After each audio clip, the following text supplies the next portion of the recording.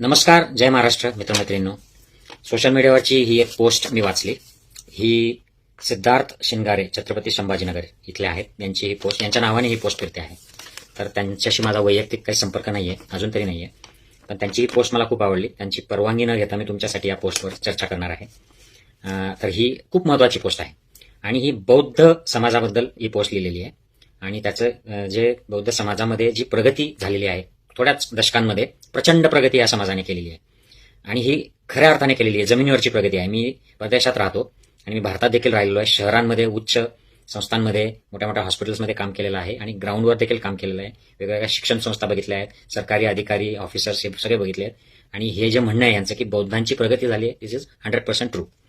तर त्याच्याबद्दल त्यांनी कारणमीमांसा केली आहे की लोकांना असा गैरसमज आहे की यांना आरक्षण मिळालं म्हणून यांची प्रगती झाली, बस आरक्षणामुळे प्रगती झाली असं अनेकांना वाटतं. परंतु आरक्षण हा एक छोटासा भाग आहे त्यांच्या प्रगतीचा, तो महत्वाचाच आहे, परंतु it is just one part. बाकीचे कुठले कुठले भाग आहेत, तर याच्यावर जी कारणमीमांसा आहे ही बौद्धांना केवळ लागू होत नाही, ही सगळ्यांचीच डोळे उघडणारी कारणमीमांसा आहे. म्हणजे ज्यांना स्वतःला वाटतं की आम्ही क्षत्रिय आहोत, आम्ही ब्राह्मण आहोत, आम्ही हे आहोत, आम्ही ते आहोत, आम्ही मराठा आहोत, आम्ही कुणबी आहोत, आम्ही माळी आहोत, राजपूत आहोत, सगळ्यांसाठी हे महत्वाचं आहे. आणि त्यातल्या त्यात ज्यांच्याकडे शैक्षणिक, सामाजिक, आर्थिक, राजकीय मागासलेपण आहे, अशा समाज की जे आज आरक्षणासाठी भांडतायत किंवा वेगवेगळ्या हक्कांसाठी भांडतायत, या समाजाने बौद्ध समाजापासून काय शिकलं पाहिजे. अर्थात बौद्ध समाजातला प्रत्येक व्यक्ती हा अशा प्रकारे एनलाइट झालेला आहे आणि तो किंवा ती या मार्गावर चालतायत अशातला भाग नाही. तिथेही प्रचंड मागासलेपण आहे काही ठराविक लोकांमध्ये, अंधश्रद्धा आहेत अजूनही, मोठ्या कुळचट कल्पनांमध्ये ते आहेत आणि मागासलेले आहेत अजूनही. परंतु इन जनरल जर गेल्या 70-75 वर्षाचा इतिहास बघितला की ज्याच्यामध्ये बाबासाहेबांनी हा जो कानमंत्र बौद्ध समाजात दिला तो सगळ्यांना दिला, पण बौद्धांनी जो ज्या पोटतिडकीने पर्सनली घेऊन इम्प्लिमेंट केला, पर्सनल लेवलला, सामाजिक लेवलला, तेवढा तो इतर समाजांनी केलेला नाही. तर त्याचा कुठले कुठले ह्या गोष्टी आहेत, त्यांनी 10 फॅक्टर चर्चा केलेली आहे या पोस्टमध्ये. पहिला जो आहे तो विज्ञानवादी दृष्टिकोन बौद्धांनी इन जनरल हा आत्मसात केलेला आहे. आणि हा जो आहे त्यांनी जुन्या अंधश्रद्धा, जुन्या चालीरीती, वाईट परंपरा, भाकड कथा, पुराण कथा, देव, देव्या, देवारे, अंगात येणे, हे सगळं बौद्धांनी इन जनरल सोडून दिलेलं आहे. आणि त्याच्याऐवजी बाबासाहेब आंबेडकर आणि तथागत गौतम बुद्धाचा विज्ञानवादी दृष्टिकोन त्यांनी स्वीकारला. आणि पुराव्याशिवाय गोष्ट स्वीकारायची नाही, तथ्याशिवाय आत्मसात करायचं नाही, अंगीकारायचं नाही, हे जे तत्व आहे बाबासाहेब आंबेडकरांचं, भगवान बुद्धाचं, हे बौद्ध समाजामध्ये मोठ्या प्रमाणावर आपल्याला अंगीकारलेलं दिसून येतं. दुसरा मुद्दा जो त्यांनी घेतलाय तो म्हणजे बौद्धांनी, म्हणजे ज्यांनी जुना ब्राह्मणी मार्ग सोडला आणि नवीन ते नवबौद्ध झाले, यांनी ब्राह्मणी धर्मग्रंथ सरसकट नाकारले. म्हणजे मनुस्मृती, वेद, रामायण, महाभारत, ब्राह्मण्य, स्मृती, पुराण, भगवद्गीता, या सगळ्या धर्मग्रंथांची चिकित्सा करून बौद्धांनी हे धर्मग्रंथ बाजूला सारलेले आहेत. आणि याचं रिझल्ट असा झाला की ते एक वैचारिकतेकडे गेले, रॅशनॅलिझम, विवेकवादाची कास त्यांनी धरली आणि म्हणून त्यांची प्रगती झाली. कोणतेही क्रियाकर्म ब्राह्मणांच्या हातून करून घेणार नाही, हे जे बाबासाहेब आंबेडकरांच्या 22 प्रतिज्ञेचा भाग आहे, हा बऱ्यापैकी बौद्ध समाजात जसाच्या तसा इम्प्लिमेंट केला जातो. आणि मी बघितले की जे शिकलेले वैचारिक बौद्ध असतात आणि मेजॉरिटी समाजात जागृत झालेला आहे, ते हे तत्व तंतोतंत करतात. ब्राह्मणांचा हस्तक्षेप 100% बंद करण्याचं महान कार्य बौद्धांनी केलंय आणि 22 प्रतिज्ञेच्या माध्यमातून त्यांनी प्रेरणा घेतली आहे. ज्या कोण्या जातीला भारतात प्रगती करायची असेल त्यांनी हे अशा प्रकारचं आचरण, बौद्धांचं अनुसरण करायला हरकत नाही, याच्याने प्रगती होईल असं या पोस्टमध्ये म्हटलंय. चौथा जो मुद्दा त्यांनी म्हटलाय की जातीने जे कामं ठरवून दिले होते ब्राह्मणी व्यवस्थेमध्ये, ते बौद्धांनी इन जनरल नाकारलेले आहेत. तुम्ही गावोगावी जा, माझ्या गावामध्ये मी लहानपणी ज्या वेळेला आमचा गावचा महारवाडा अजूनही आहे, तिथे ते लोक जे कामं करत होते त्यातले बहुतांश लोक आता मारवाडा सोडून गेलेले आहेत आणि जे आहेत ते शिकलेत, ते चांगल्या पोझिशनमध्ये काम करतायत, ते कुठेतरी कॉन्ट्रॅक्ट बेसिसवर काम करतात किंवा ते शहराला येऊन जाऊन काम करतात किंवा शिकून ते नोकऱ्या करतायत किंवा काहीतरी छोटे मोठे व्यवसाय करतायत, कोणी रिक्षा चालवत आहे, कोणी टपरी चालवत आहे, परंतु त्यांनी जातीने ठरवून दिलेले कामं ते सोडलेत. म्हणजे त्यांची जी पिढीजात त्यांना कामं होते, मेलेले जनावरं ओढणे, मेलेल्या माणसाचा दुसऱ्या गावात निरोप देणे, भाकर वाढमाय म्हणून येसकरी करणे, 2 शेतकऱ्यांच्या बांधांचे भांडण मिटवणे, 2 गावांच्या सरहदीचे भांडण मिटवणे, चांभाराला कातडी विकणे, गावाचे रक्षण करणे, इत्यादी सगळे कामं त्यांनी सोडून दिलेले आहेत. हे महार जातीला कामं दिलेले होते, ते आता जवळजवळ 100% नाहीसे झालेले आहेत. या महारांमधून जसे बौद्ध झाले तसे. 5वा मुद्दा आहे की बौद्धांमध्ये शिक्षणाचा प्रचंड ध्यास आहे. डॉक्टर बाबासाहेब आंबेडकर हे स्वतः उच्च विद्याविभूषित होते. त्यांना आदर्श मानून बौद्धांनी शिक्षण सुरू केलं आणि आज बौद्ध समाजामध्ये हजारो डॉक्टर्स, इंजिनियर्स, वकील, वेगवेगळ्या क्षेत्रामधले कर्मचारी, अधिकारी, उच्च शिक्षित असे लोक आहेत. आणि त्या शिक्षणाच्या मूळ प्रेरणेमुळे आज महाराष्ट्रात सगळ्यात जास्त ग्रॅज्युएट हे बौद्ध समाजात आहेत, असं या पोस्टमध्ये म्हटलंय. आता मी हे स्टॅटिस्टिक्स कुठून आलंय मला माहित नाही, पण ही पोस्ट दावा करते. कारण बौद्धांची संख्या खूप आहे महाराष्ट्रामध्ये. म्हणजे ब्राह्मणांपेक्षा जवळजवळ ते 3-4 पट, त्यांची 4 पट तरी संख्या असणार आहे. शिक्षणाच्या बाबत बौद्धांची टक्कर ही ब्राह्मणांसोबत सुरू आहे, म्हणून बौद्धांची प्रगती झाली आहे. आता ही सकारात्मक कॉम्पिटिशन आहे. हिला कुठेही आपण निगेटिव्हली कोणी ब्राह्मणांनी घेऊ नये किंवा इतर जातीने घेऊ नये, की त्यांनी 70 वर्षामध्ये एक पर्सनल लेवलला चॅलेंज घेतलं की आम्ही एवढे हजारो वर्ष मागे राहिलो, आता आम्हाला वेळ नाही, आम्हाला वी मस्ट प्रोग्रेस. आणि आम्हाला एक मोटिवेशन मिळालेलं आहे. बाबासाहेब आंबेडकरांनी रस्ता दाखवलेला आहे, लाईट दाखवलेला आहे, आम्हाला आता चालणं भाग आहे. 6वा मुद्दा, त्यांनी संघर्ष करायची तयारी ठरवली आहे. बघा, शिका, संघटित व्हा आणि संघर्ष करा. बौद्धांवर अन्याय झाला, कुठे त्यांच्यावर अट्रॉसिटी झाली, तर मोठ्या संख्येने बौद्ध लोक एकत्र येतात आणि आवाज उठवतात. मग त्याच्यामध्ये वेगवेगळे राजकीय लोक असोत, संघटना, सामाजिक क्षेत्रातले असोत, किंवा नोकऱ्या करणारे असोत, किंवा व्यवसाय करणारे असोत, किंवा काही न करणारे असोत, साधे गृहस्थ असोत, हे सगळे लोक आवाज उठवतात, रस्त्यावर येतात आणि मोर्चे आंदोलनं करतात. अगदी राजकीय लोकांना ते धारेवर धरतात. त्यामुळे त्यांची जी संघर्ष करण्याची तयारी ही केवळ फक्त बौद्धावर अन्याय झाला म्हणून नाही, ते संविधानावर काही कोणी अन्याय केला तरी करतात, कोणी देशाचा कोणी अपमान केला तरी रस्त्यावर उतरतात. म्हणजे कुठेही समतेला, संविधानाला, वैचारिकतेला कोणी आव्हान दिलं तर त्याच्यासाठी बौद्ध मंडळी हे रस्त्यावर उतरताना दिसतात आणि भांडताना दिसतात.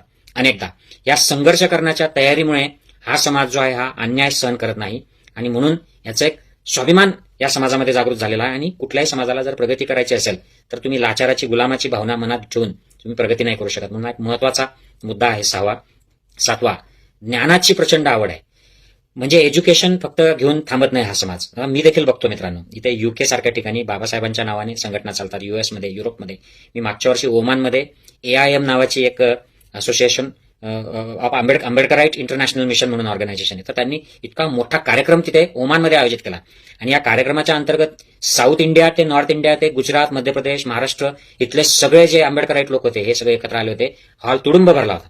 आणि हे ओमान सारख्या देशामध्ये, तर बाकीच्या देशांमध्ये किती ऍक्टिव्हिटी आहेत विचार करा. आणि ह्या कार्यक्रमांना याचा उद्देश आहे की ह्या सभा, कॉन्फरन्सेस, चर्चासत्र, परिसंवाद, भाषणं, व्याख्यानं अशा आयोजित करणे, त्यांचं अशा ठिकाणी वक्त्यांचं ऐकून घेणे, की कोणीतरी UK वरून एक संग्राम पाटील येतोय, आम्हाला त्याचं ऐकून घ्यायचं, कारण तो बाबासाहेबांवर बोलतो. म्हणून मला हिंदीतून त्यांनी बोलायला सांगितलं की इथे मजूर कामगार आहेत, त्यांना फारसे इंग्लिश समजणार नाही, मराठी पण समजणार नाही, म्हणून तू हिंदीतनं बोल. म्हणून अशा प्रकारचे कार्यक्रम आयोजित करून घेणे आणि त्यांना हजेरी लावणे. तुम्ही बघा, सगळ्यात जास्त साहित्य जर कुठल्या प्रोग्राम्समध्ये, सण उत्सवांमध्ये विकलं जात असेल तर ते दीक्षाभूमी, चैत्यभूमी, कोरेगाव भीमाचं आपला जे स्मारक आहे अशा ठिकाणी, विजयस्तंभाचं, अशा ठिकाणी लाखो करोडो रुपयाचे पुस्तकं विकले जातात. दीक्षाभूमीवर मी प्रत्येक वेळी गेलो की मोठ्या पुस्तकांचा गठ्ठा तिथून विकत घेतो. नागपूरला गेलो की तिथल्या पुस्तकाचे जे संग्रह असतात, शॉप्स आहेत, तिथून पुस्तकं विकत घेतो. कुठेही गेले, खेड्यापाड्यातले लोक असतात ज्याला थोडंफार वाचता येतो, तो पुस्तकं विकत घेतो. अशी ज्ञानाची प्रचंड आवड, ही जशी बाबासाहेब आंबेडकरांना आवड होती की खायला नव्हतं, ब्रेड खायचे फक्त, आणि रात्रभर त्या लायब्ररीमध्ये लंडन स्कूल ऑफ इकॉनॉमिक्सच्या अभ्यास करत बसायचे. तर ही बाबासाहेबांकडनं जी प्रेरणा मिळालेली आहे बौद्धांना, ही त्यांनी मेंटेन ठेवलेली आहे आज देखील, आणि ती वाढतच चाललेली आहे. ज्ञानासाठी ही मंडळी काहीही करते, कुठल्याही प्रकारचे कार्यक्रम आयोजित करते, कुठेही हजेऱ्या लावतात, कोणालाही बोलवतात, मानपान देतात, त्यांना बोलून आणतात आणि त्यांच्याकडून कार्यक्रम करून घेतात. 8वा मुद्दा की अन्यायाच्या विरोधात उभा राहणारा हा समाज आहे. आणि याच्यासाठी बाबासाहेब आंबेडकरांची जी प्रेरणा आहे की 100 दिवस शेळी होऊन जगण्यापेक्षा 1 दिवस वाघ होऊन जगणारा समाज हवा, आणि अन्याय करणाऱ्यापेक्षा अन्याय सहन करणारा हा जास्त गुन्हेगार असतो, ही पक्की भावना बौद्धांना कळलेली आहे. आंबेडकर जे मी तर ह्या बौद्धांना कळले म्हणण्यापेक्षा ज्यांना बाबासाहेब कळला आहे, माझ्यासारख्यांना सुद्धा, आम्हाला सगळ्यांना हे कळलेलं आहे, आपल्याला सगळ्यांना, ज्यांना बाबासाहेब कळतात. त्यामुळे दलित, आदिवासी, भटके, विमुक्त, महिला यांच्यावर कुठेही अन्याय होत असेल, मी आधी देखील म्हटलो एका मुद्द्यामध्ये, तर हे लोक रस्त्यावर उतरतात. यांचं तिथे काही घेणं नसतं बौद्ध म्हणून, तरी सुद्धा हे लोक रस्त्यावर उतरतात. सगळ्यात आधी आवाज देणारा समाज हा असतो बौद्ध समाज. पुढचा 9वा मुद्दा, का प्रगती झाली, त्याचा त्यांनी म्हणणं आहे की ब्राह्मणी मार्ग सोडला आणि बुद्धाच्या मार्गावर ते चालला गेले. विषमतेचा जो धर्म आहे, हिंदू धर्म, ज्याला नंतर नाव आलंय, हिंदू धर्म हे अलीकडचं हे मुस्लिम शासकांनी दिलेलं नाव आहे, हा ब्राह्मण धर्मच आहे.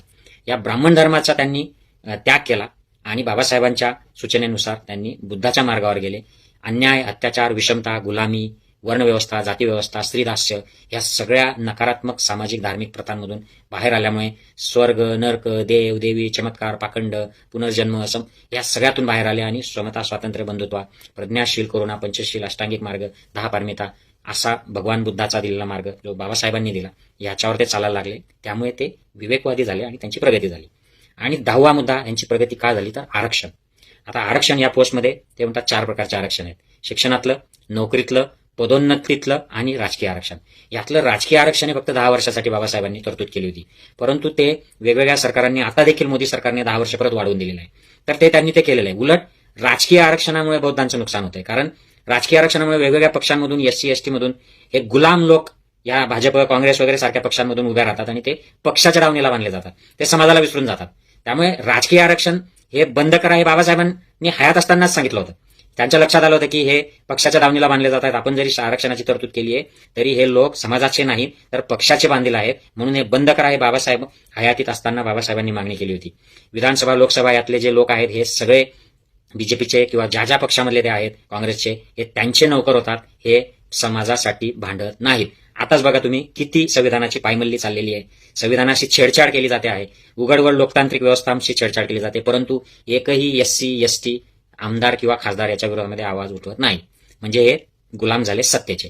त्यामुळे शिक्षण, नोकऱ्यातला या आणि पदोन्नतीतल्या या आरक्षणाचा बौद्धांना फायदा झालाच आहे, नक्कीच झाला आहे आणि त्यांनी त्याचा पुरेपूर उपयोग केला. परंतु केवळ आरक्षणामुळे हा समाज प्रगत झाला, पुढे गेला असं म्हणता नाही येणार. आरक्षण हा एक फॅक्टर आहे आणि इतर जे मी 10 वर्णन केले या पोस्टप्रमाणे, तर ह्या फॅक्टर्सचा याच्यात सगळ्यात मोठं म्हणजे जागृत झालेत, शिकले, संघटित झाले आणि त्यांनी संघर्ष केला आणि म्हणून हा समाज पुढे गेलेला आहे. आणि इथे थांबत नाही मित्रांनो, कारण बौद्धांमधले सगळेच्या सगळे काय असे जागृत झालेले नाहीये. बरेचसे मागासले पण आहे. बरेचसे लोक अजूनही अंधश्रद्धे, कर्मकांडात आणि अशिक्षण, व्यसन याच्यामध्ये आहेत. मानसिक गुलामगिरी आहे, स्वाभिमान नाही. यांनी देखील जर बाबासाहेबांचा हा मार्ग, भगवान बुद्धाचा हा मार्ग व्यवस्थित फॉलो करायला सुरुवात केली तर हा समाज कोणाचंच ऐकणार नाही. शिक्षण हे जे बाबासाहेब म्हणतात की वाघिणीचं दूध आहे, जो कोण पितो तो दरकाळी पडतो. तर हे बाबासाहेबांनी दिलेला हा मूलमंत्र जर सगळ्यांनी तंतोतंत पाळला तर बौद्धांचीच नाही, इतरही जे आहेत एससी एसटी, ओबीसी, क्षत्रिय वगैरे सगळे जे समाज आहेत की जे मागे डावलले गेले या वर्णव्यवस्थेमध्ये, जातीव्यवस्थेमध्ये, या सगळ्यांची प्रगती होऊ शकते. आय होप या पोस्टच्या वाचनातून आणि एक्सप्लेनेशन मधून काहीतरी लोकांना मोटिवेशन मिळावं. ही पोस्ट, हा व्हिडिओ शेअर करा, इतरांना देखील कळू द्या की हे काय मुद्दे आहेत. भेटूयात एखाद्या दुसऱ्या व्हिडिओमध्ये. पुन्हा एकदा सिद्धार्थ शिंगारे, छत्रपती शिवाजीनगर यांचे आभार मानतो आणि त्यांच्या परमिशन शिवाय मी ही पोस्ट वाचून दाखवली त्याबद्दल माफी मागतो. पुन्हा भेटूयात. जय हिंद, जय महाराष्ट्र, जय भीम मित्र मैत्रिणी. नमस्कार दोस्तों, हमारे न्यूज चैनल न्यूज इंडिया को लाइक कीजिए, शेयर कीजिए, अनसब्सक्राइब कीजिए. हम मिलेंगे फिर. धन्यवाद.